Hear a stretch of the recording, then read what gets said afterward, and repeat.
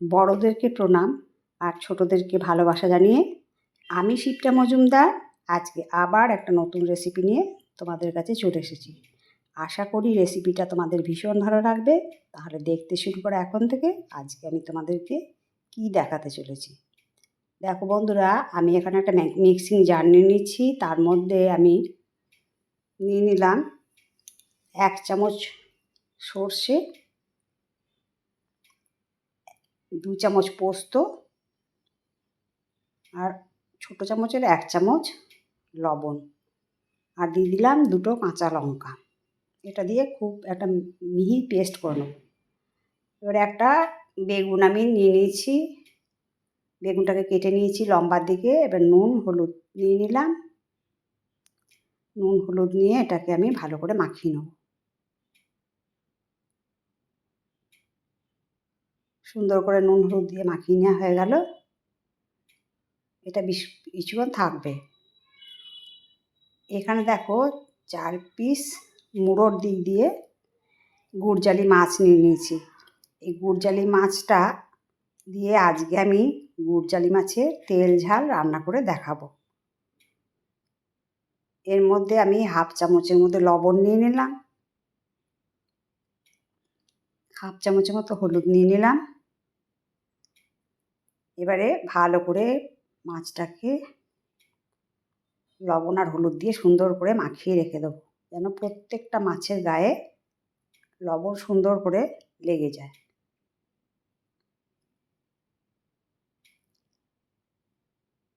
এটা মিনিট 10 থাকলো ম্যারিনেট করা। এবার দেখো কড়াইয়ের মধ্যে সর্ষের তেল চাপিয়ে দিয়েছি। এবারে একটা একটা করে মাছ আমি ভেজে নেব। প্রথমে 2টো মাছ দিয়ে দিলাম। খুব হালকাভাবে এটাকে উল্টে দিতে হবে। ভীষণ সুস্বাদু মাছ। দেখো এক পিঠ হয়ে যাওয়ার পরে আমি অপর পিঠ উল্টে দিলাম। এরকম হালকা করে মাছটাকে ভেজে নেওয়া হয়ে গেল। তারপরে আমি 2টো মাছকে তুলে নিচ্ছি, তেল ঝরিয়ে নিয়ে নিচ্ছি। এরপরে আবার বাদবাকি 2টো মাছের মুড়ো দিয়ে দিলাম। আজকে মুড়োগুলোই রান্না করে দেখাচ্ছি। এই মাছের এত সুন্দর গন্ধ, ইলিশ মাছের মতন লাগে খেতে। অপর মাছ 2টো দেওয়া হয়ে গেছে, দেখো উল্টে দিয়েছি। এরকম হালকাভাবে লাল লাল করে ভেজে দিলাম। এবারে মাছগুলোকে নামিয়ে নিচ্ছি। সম্পূর্ণ মাছগুলো আমার ভাজা হয়ে গেল। 4 পিস মাছ ভাজা হয়ে গেছে। এবার কড়াইতে যে সর্ষের তেলটা ছিল তার মধ্যে আমি প্রথমে কালো জিরে ফোড়ন দিলাম। কালো জিরে ফোড়নটা যখন বেশ সুগন্ধ বেরিয়ে যাবে সেই পর্যন্ত আমাকে ভেজে নিতে হবে। যখন সুন্দর একটা গন্ধ বেরিয়ে গেল তখন আমি নুন হলুদ মাখানো বেগুনটাকে দিয়ে দিলাম। বেগুনটাকে আমি হালকা করে ভেজে নেব। ওপর নিচ নাড়াচাড়া করে সুন্দর করে ভেজে নিতে হবে।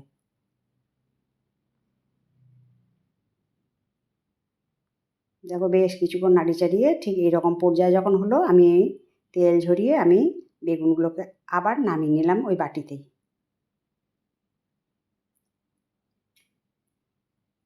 সম্পূর্ণ বেগুনটা নামানো হয়ে গেছে। এরপরে যেটুকু তেল ছিল তার মধ্যে আমি সর্ষে পোস্ত কাঁচা লঙ্কা বাটাটা দিয়ে দিলাম।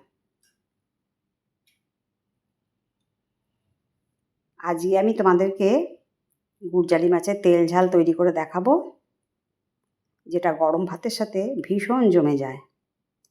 যাই হোক, সর্ষে পোস্তটা দিয়ে দেওয়ার পরে আমি 1 চামচ লবণ আর 1 চামচ হলুদ দিয়ে দিলাম। লবণ হলুদটা দিয়ে দেওয়ার পরে আমি ভালো করে ওপর নিচ খুন্তির সাহায্যে মিশিয়ে নিচ্ছি। বেশ কিছুক্ষণ ধরে এই কাজটা করে নিতে হবে।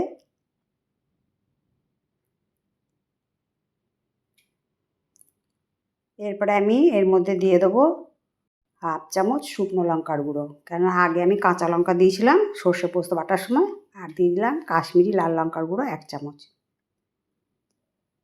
এবার লঙ্কার গুঁড়ো দিয়ে ভালো করে এটাকে কষিয়ে নিতে হবে। সর্ষে পোস্তটা যতক্ষণ না কাঁচা ভাব যায় ততক্ষণ পর্যন্ত এটাকে আমি সুন্দর করে কষিয়ে নেব। বেশ কিছুক্ষণ কষিয়ে নেওয়ার পরে দেখো তেলটা ভেসে উঠেছে। কষানোর ঠিক এই পর্যায়ে যখন হলো তখন আমি এর মধ্যে দিয়ে দেবো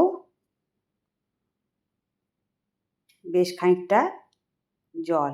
আমি একটুখানি পরিষ্কার করে নিলাম। জলটা উষ্ণ গরম জলই দিয়েছি।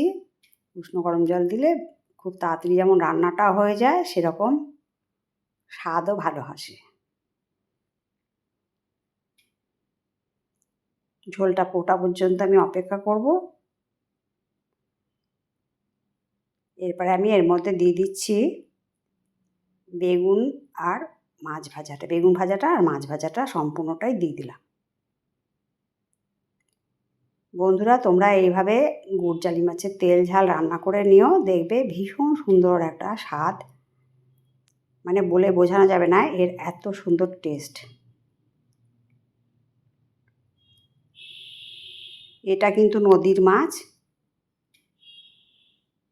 এবার দেখো রান্নাটা ঠিক যখন এইরকম পর্যায়ে হলো তারপর আমি এখানে কাঁচা সর্ষের তেল দিয়ে দিলাম। সর্ষের তেল দেওয়ার জন্য কিন্তু সর্ষের যে একটা ঝাঁঝ থাকে সেই ঝাঁঝটা কিন্তু সম্পূর্ণভাবে পাওয়া যায়। আর রান্নাটা কত সুন্দর হয়ে গেছে দেখো। এবারে দিয়ে দিলাম লাস্টে ধনেপাতা কুচি কিছুটা আর কাঁচা লঙ্কা। সম্পূর্ণ ধনেপাতা কাঁচা লঙ্কা দেওয়ার পরে একটু উপর নিচ সুন্দর করে হালকা হাতে নাড়িয়ে চাড়িয়ে নেব। তাহলে বন্ধুরা আজকে আমার গুড়জালি মাছের তেল ঝাল তোমাদের কেমন লাগলো? আশা করি ভালো লেগেছে। যদি ভালো লাগে লাইক শেয়ার কমেন্ট আর সাবস্ক্রাইব করে আমার চ্যানেলের পাশে থেকো। আর যদি কোনো নতুন বন্ধু এসে থাকো অবশ্যই বেল বাটনটা অন করে দিও, তাহলে সমস্ত নোটিফিকেশান তোমাদের কাছে পৌঁছে যাবে। দেখো ঝোলটা খুব সুন্দর করে ফুটে উঠেছে। এরপরে আমি একটা প্লেটের মধ্যে সার্ভ করে নেব। এক তেল ঝাল দিয়ে সম্পূর্ণ ভাতটা খাওয়া হয়ে যায়, এত সুন্দর এই গুড়জালি মাছের তেল ঝাল। আমি একটু হালকা ঝোল রেখেছি, তোমরা ইচ্ছা করলে এটাকে গ্রেভি করেও রাখতে পারো। আমার চ্যানেলে এরকম নিরামিষ আমিষ অনেক ধরনের রেসিপি তোমরা দেখতে পাবে। তাই বন্ধুরা তোমরা অবশ্যই যেন সাবস্ক্রাইব করে দিও। দেখো কত সুন্দর দেখতে লাগছে। আমি একটা প্লেটের মধ্যে সার্ভ করে দিয়েছি। তাহলে আমার কাছে দূরে যত বন্ধু আছো তোমরা আমার প্রাণ ভরা ভালোবাসা নিও। আবার তোমাদের সাথে অন্য কোনো দিন অন্য কোনো রেসিপিতে দেখা হবে। আজকে আমি এই পর্যন্ত রাখি। টাটা।